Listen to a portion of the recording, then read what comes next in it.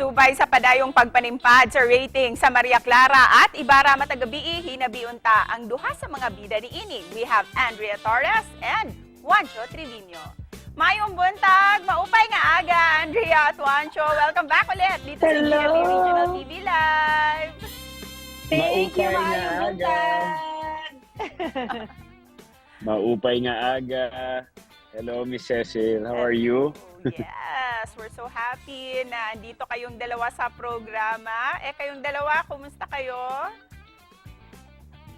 Sobrang happy din po. Talagang kami, very inspired kaming lahat, lalong-lalo na very active din yung mga viewers ng Maria Clara at Ibarra sa pag-post ng mga feedback nila, ganyan. So, kami naman, lalo kami ginaganahan magtrabaho. Yeah, tama. Ako pagod pero fulfilled dahil ang ganda nga ng nagiging feedback sa show namin. And very excited kami sa mga susunod na mga linggo.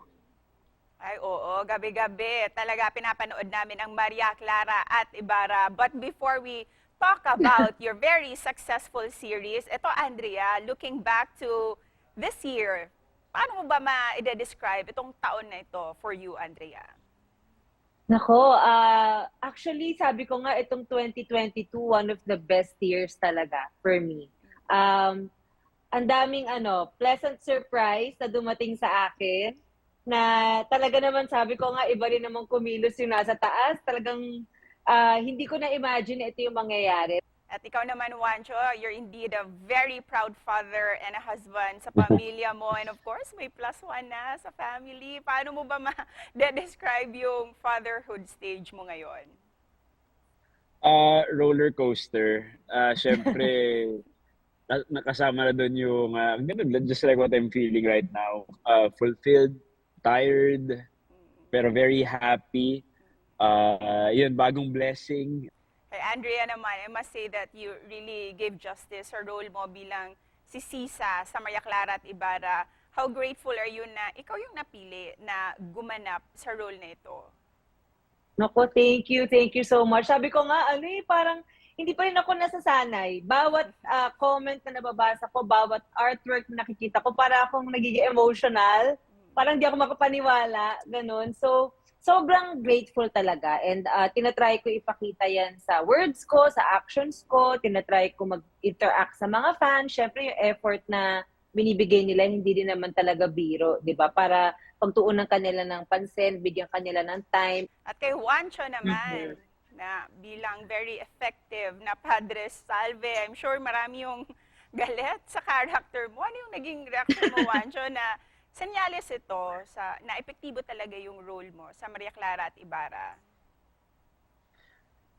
Yun, actually kami ni Andrea, sabay kami nag-workshop at sabay kami pinaghandaan namin tong project na to. Classmate nga yung tawagan namin dahil matagal na kami magkasama sa workshop. And sobrang blessing in disguise, pero sobrang laking pressure din sa amin yan kasi nga historical figures historical characters yung mga pinoportray namin. So it was a lot of, para sa akin lalo, anxiety na kailangan ma-fulfill yung mga pangailangan ng character. Kaya naman, Andrea, makikita ka pa ba namin ulit sa Maria Clara at Ibarra? And of course, pasalamatan din natin ang lahat ng mga fans mo na hangang-hanga sa role mo bilang si Sisa.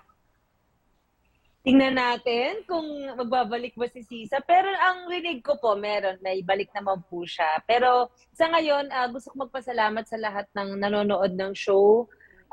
Paganda ng paganda yung ratings at nakakatuwa po talaga. Tulad nga ng sabi ko kanina, it never gets old. And with that, Juancho, bakit hindi dapat palampasin ng ating mga kapuso ang mga painit na mga eksena sa Maria Clara at Ibarra? For a lot of reasons, syempre makikita natin kung ano mangyayari sa character ni Clay at ni Maria Clara at Ibarra. So, paano magre-revolve yung kwento around those characters? Excited ako dahil ang dami na naming mga nakukuha ng mga eksena na kaabang-abang talaga. I feel na even much more exciting than the weeks past. So, kailangan nilang abangan yun, kailangan nilang tutukan, kailangan na subaybayan yung magiging napakagandang kwento. Ayan, daghang salamat sa inyong dalawa for doing this interview this morning. Ano po yung mga maagang mensahe ninyo para sa ating mga viewers, especially na malapit na ang Pasko? Let's start with you, Andrea, and then Juancho. Nako, just stay happy, spread love, at huwag natin kalimutan yung meaning talaga syempre ng Pasko na dapat magdasal tayo, kasama natin yung mga pamilya natin, kung pwede tayong tumulong, tumulong tayo. Para sa akin naman, mensahe ko, don't skip breakfast. Exercise. Sabihin niyo sa mga mahal niyo sa buhay na mahal niyo sila dahil maikli lang ang buhay.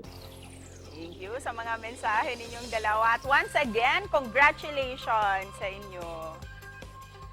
Thank you. you very much. Thank you. See you soon. See you soon, yes!